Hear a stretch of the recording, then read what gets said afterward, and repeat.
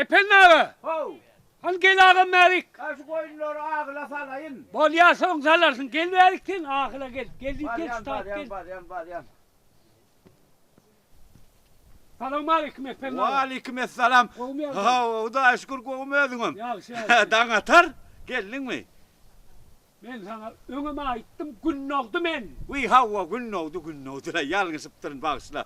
Ay dan atar diye yani. Deyime gününü soruyor. Oldu. Efendim ağa. Ho. Ben sana geçen bir 20 tane mal kostum. Hava Hava. kostun ay. Geçen yıl kostun mu sen? Geçen yıl kostum geçen yıl. Şu yıl kosan olay mı şu yıl? Yok geçen yıl kostum. Şu yıl kosan yer var burada. Yok geçen yıl kostum. Şu mahalle bir bu ona mal değil mi? Hani kalan yani. Ne sen kostun? 20 20. hava. Şu yıl mı? Geçen yıl Geçen yıl. hava. Geçen yıl? Hava Sen geçen 20 yıl. oyun. 20 oyun kostum geçen yıl. Şu 10 kula 10 diyor. Hani kalan yani. Şu galan yarda son. Şu galan yarda.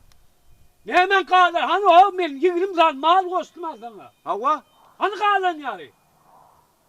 Şu galan yarda sol.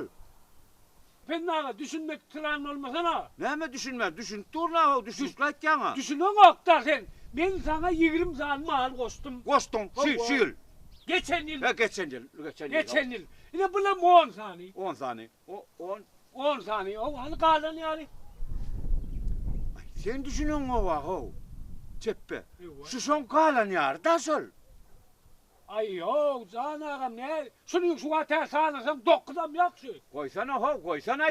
Sen geçen koyun ne bolay mı olsun o?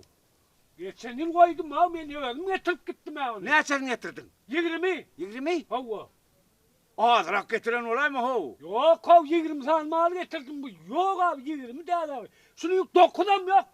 Şunu sekidem yok şunu. Hani kalan yarın tap. Şu galan yarda son. Her oğlunları çağıracak. Çağır. Yeke anlatacak şunu. Sanat deme galan yarı sol. Çağır. Oğlanlar. Gelin o gelin hani. Gelsinler. Şu yekeden sağınan şu mallar. Sanasın sanasın. Hem onu çekmem hem onu. Sana. Mallar sağınan yekeden. Sana ver. Hala. Hava. Hay sen zanayın. Sağına birin tut. Birimiz bir Gör tutar mı? gör. Göre.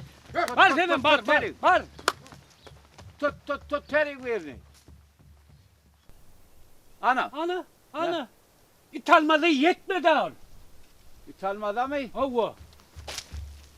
Ay yetmedi la ho ağzına tuttursa o.